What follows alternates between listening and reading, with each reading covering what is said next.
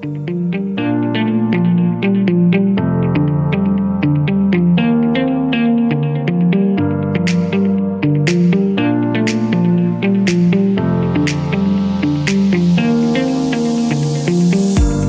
was the least surprising political report of the decade. When the new hospital review came out, it said the previous plans for Overdale were unaffordable and using multiple sites was less risky. No surprise, and no one blinked an eye. Well, no one except for the man who took political charge of the previous project. And yes, there have been a few. Deputy Lyndon Farnham was the one cajoling, persuading, lobbying, doing all he could to get the island's new hospital on a hill delivered by 2026. Well, it looks like that won't happen. It's been replanned, reimagined, reviewed, whatever word you choose, it's going to be reversed. Maybe. So what happens now? Well, to answer that, joining me, James Filleul, on this week's Politics Disassembled Pod is Deputy Farnham. Does he slink back to his new super constituency and chalk the whole saga up to experience? Or does he fight on and try and persuade his colleagues to stick with the plan they've already agreed? Is it just politics? Yes. Is it massively important to every single one of us in Jersey? Absolutely yes. Financially, medically, culturally, the new hospital is a project which will be part of your life. It's become a comedy and perhaps for some a tragedy, but this is one project which really matters, and so far, 10 years on, it's still in very major doubt.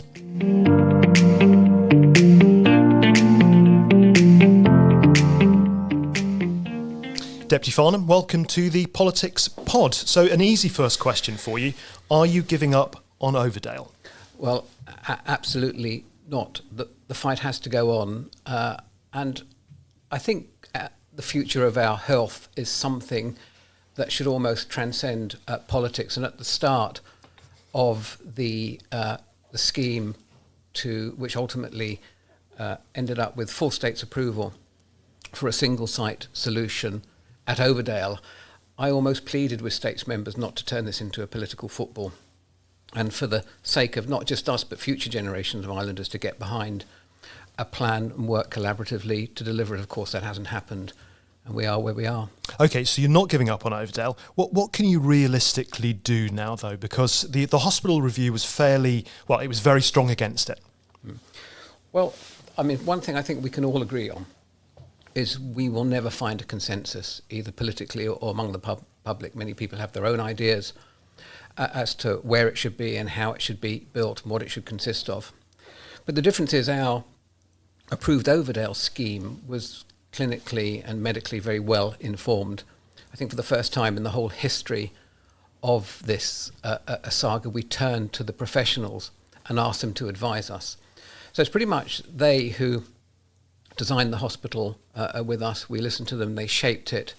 We also did a lot of public consultation with all of the relevant stakeholders, and I think we've come up with a good scheme. But it's a plan that states members don't support. Well, they do support. The previous States Assembly supported. Not only did they support the location, they supported the access, they supported the budget, they supported the method of funding, all in after following proper process and good states debates. We followed the democratic process and went to the states for all of those approvals, and we got that. And that was on those grounds that we proceeded to where we are. And what we have now is a fully approved, with planning permission, scheme that's ready to go.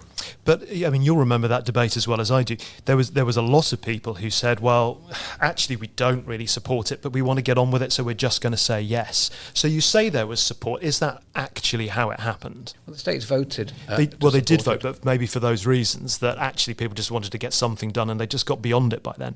Well, you know, sometimes in politics, when we vote on very many different things, we vote with the best option that's in front of us, and I think members realised that if we didn't actually make a decision, even I know some of them had to say, well, look, I don't really like this, but in the interest of getting a new hospital built, I'm going to support it.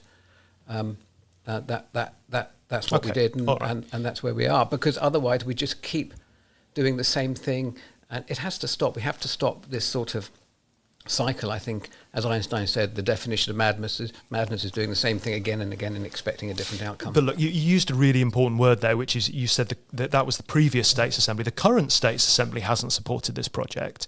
And it seems, certainly with conversations with politicians, that actually there is not much support left for the previous Overdale project.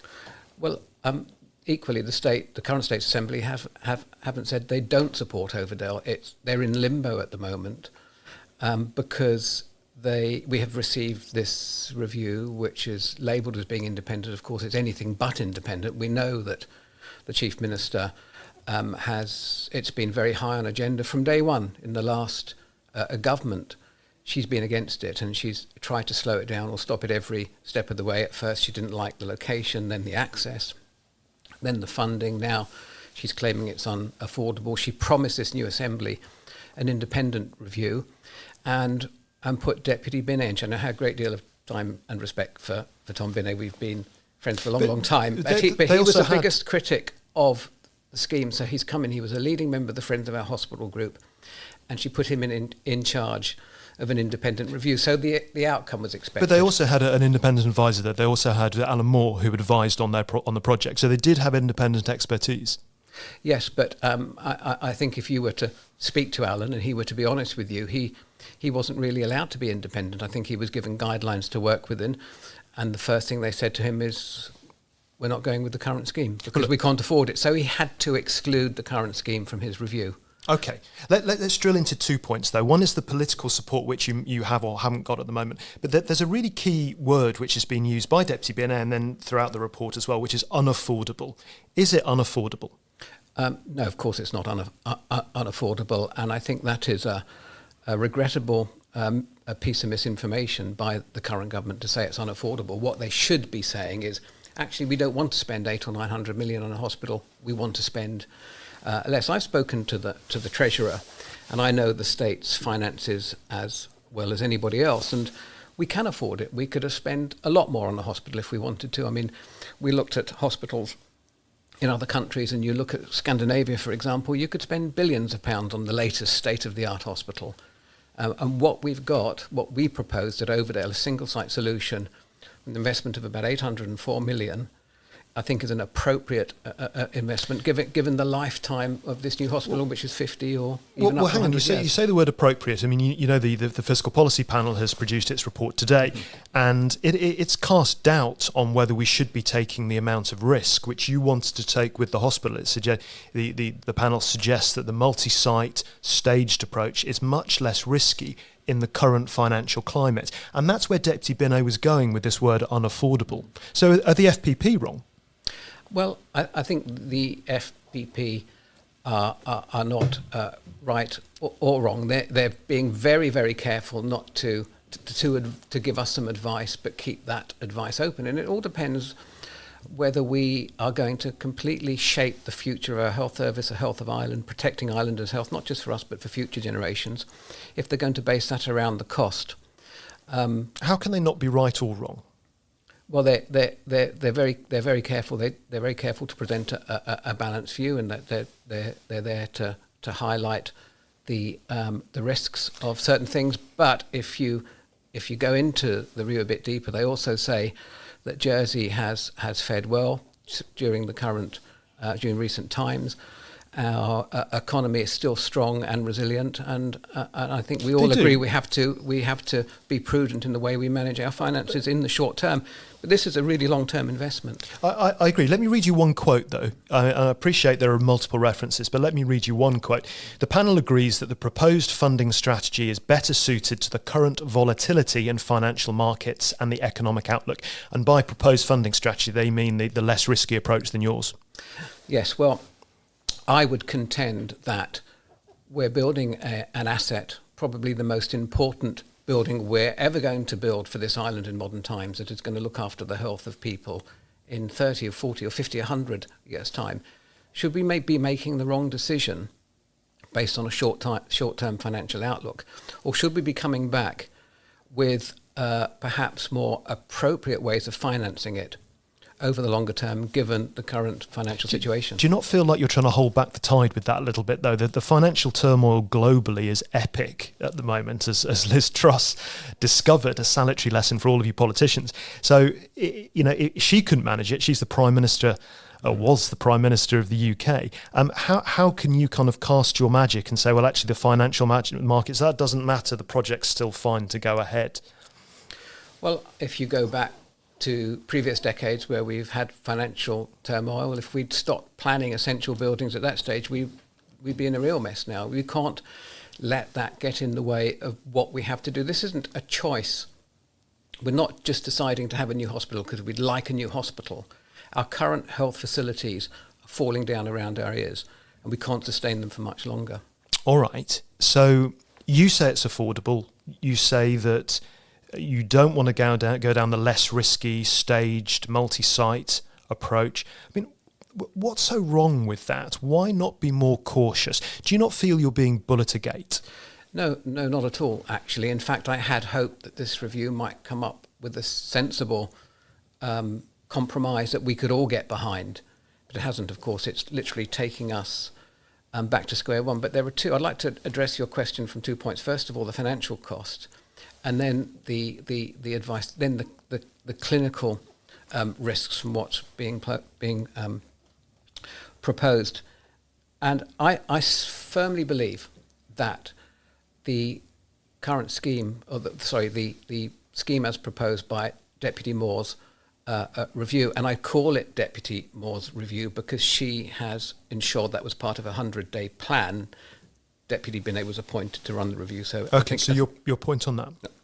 My point is that they've suggested a price with very little detail, very little evidence, but a sort of finger in the air guesstimate of 635 million and a 10-year timescale. Now that price tag doesn't include any provision for contingency or inflation.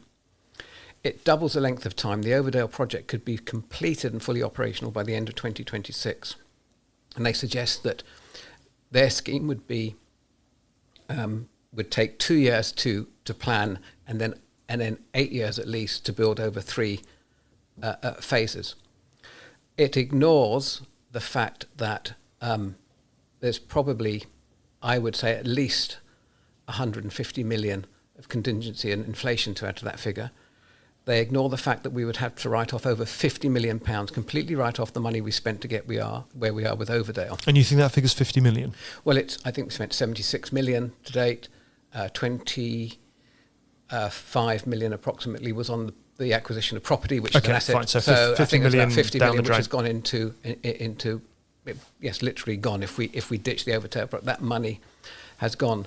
In addition, there's probably many millions of pounds to pay compensation to the developer of the Kensington Place site. We haven't taken into account the loss of income from disposals. By putting everything into one location, it frees up a lot of land that we can take commercial advantage of, predominantly for housing. So, and of course, perhaps more importantly, and this is where the clinicians' advice led upon, with additional logistical costs. And let's not talk about the risk to patient healthcare at the moment.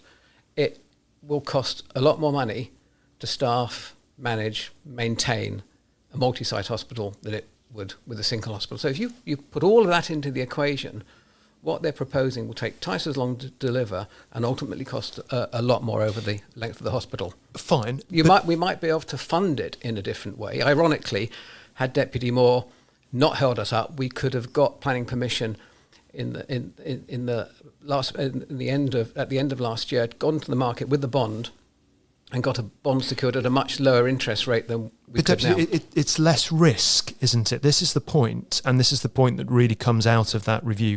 It's about managing risk. When you only have to read a single newspaper or look at a single news bulletin to realise how difficult the financial world is these days. Mm-hmm. So this is about managing risk. You're taking more risk. Well, I would have expected this independent review to have a look at the budget and the way we finance the current scheme.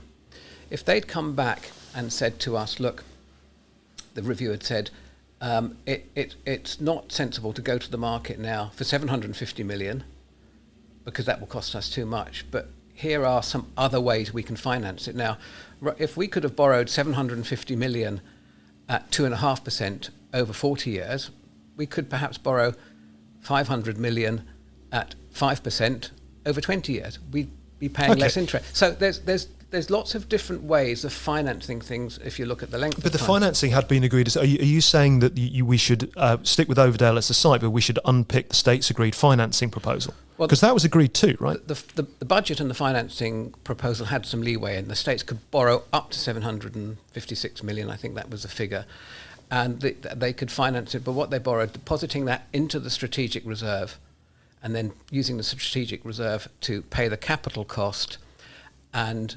then repay from the interest accrued, and then repay the total balance at the end of the term. It wasn't specific. It didn't prescribe the exact length or the amount that could be borrowed. So there is leeway there. No, I understand, but that's really interesting, because what you're already saying is actually what had been agreed isn't what you think now should be done. You would actually de-risk it and unpick it a little bit and change tack. Because we've been forced into this delay. A year ago, I would have gone to the market, secured a bond. If we could have secured a bond at 2.5%, which we did on another matter, then we could have deposited that into the strategic reserve. We would have had a very, very strong model. Actually, the model works up to borrowing at 4%. So if you go over 4%, then you enter into an area of greater risk. So all I'm saying now is that I think it would be appropriate. I would have expected the review to have at least explored other ways we could have financed the current model. I'm not saying a different solution would have been a better, because I still think the solution we announced then would work. So, but they didn't even consider it. Without coming back to the Assembly, the Overdale plan, they're just trying to disregard it. But just to summarise what you're saying there exactly in a nutshell, you're saying basically stick with Overdale but pay for it differently. Possibly. If the Treasury, I think we should at least be asking the Treasury to come back with some alternative ways of funding given the current economic situation. But you would go back on the state's agreed funding mechanism. I appreciate there was an envelope there and there was a range and all the rest of it, but you think that was in the current market, not in the current market was agreed. I'm saying the decision was wrong at the time, but where we are today, it's probably too risky. No, I don't think I've explained myself clearly. In the decision the states made, the states gave the Treasury permission to borrow up to £756 million, but it said to the Treasury it should deposit the money in the strategic reserve and cover the interest from the strategic reserve's earnings. They didn't put any time limits on it, or are there any other conditions around it? So they gave the Treasury a lot of leeway. Now, within that leeway, the Treasury it's not beyond the realms of reality or expectation for the Treasury to come back to us and say, look, within those parameters. Yeah. Here are 5 different options. No, you explain it very clearly. Yeah. Can a multi-site option ever work? Well, a multi-site option can work, and we've seen multi-site options working in other, specifically larger countries, but we're not a larger country. We're a small island. We can't jump in a car or a train and drive up the road to a specialist hospital. And if you have a heart problem, you go to a certain hospital. We have to, put as much as we can here under one roof. We will always rely on, I think, the UK and other countries for the specialist support we need, especially with heart and cancer, because those high throughput centres get far better the results than we could ever emulate here. But in Jersey, is it a way? I mean, we have a multi-site option now. There's plenty of hospital sites. Can that be a viable way forward? Because you rejected it. We rejected it in preference. We didn't say a multi-site hospital wouldn't work, but on the back of strong clinical and medical expert advice, it was that single-site solutions present the best clinical outcomes with modern medicine, and we followed that advice. Okay, all right. So this is the political pod, so we do need to get back into the politics. That was the second stage of my earlier question. Yeah. it seems to me you don't have the political support to get this changed. Do you agree with that? And that's why you challenged Christina Moore to this public debate, rather than just bringing a proposition. Because if you really wanted to change this, bring a proposition. Mm-hmm. I'm not so sure there's not the political support. It's always difficult to beat a sitting government. It's a new government. They're a tight ship. They're all wanting to support each other.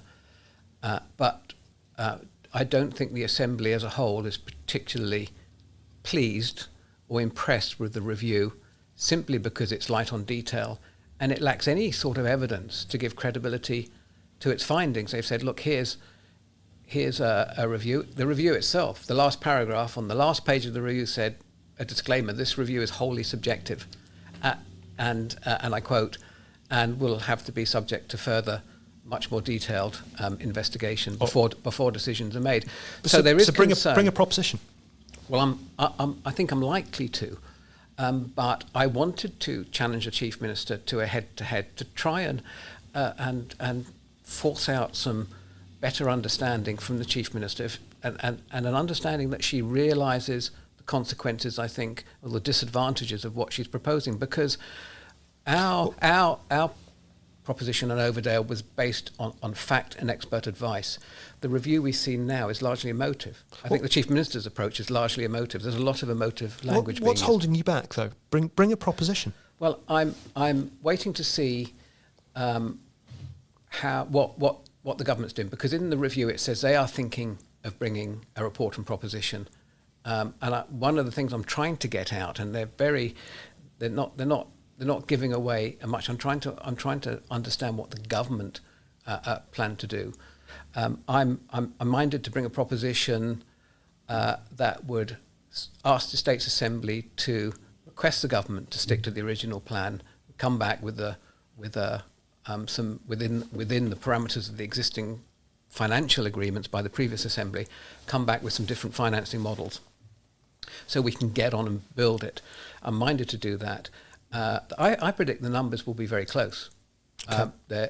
I've spoken to a number of fellow states members, and I don't think it's as cut and dried as many might think it would be. It's certainly worth fighting for, because at the end of the day, I think politicians, especially ministers, have to put aside, perhaps a newfound loyalty to their friends and colleagues in the government and do what is the best thing for Jersey. And that's the argument I'm going to have to make. But just to be absolutely clear, are you going to do that?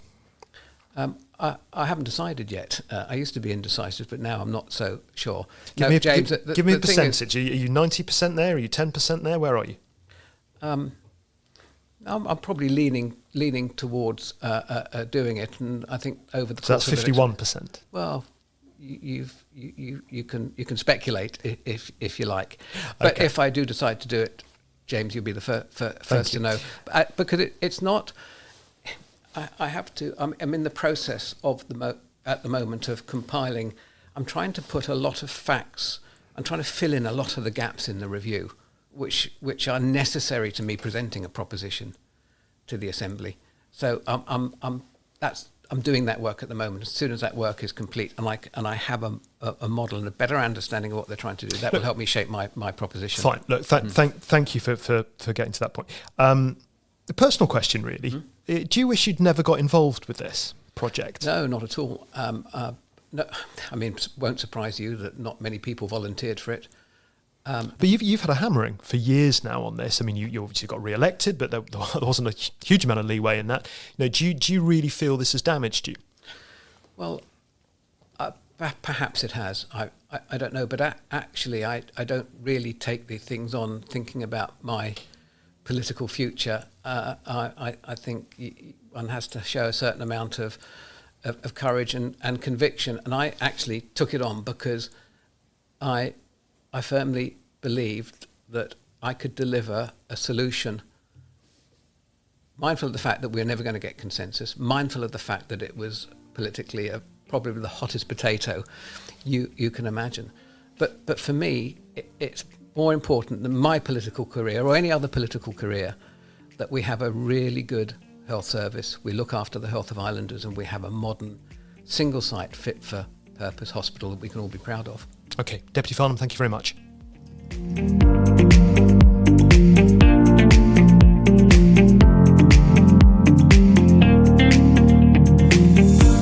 was Lyndon Farnham.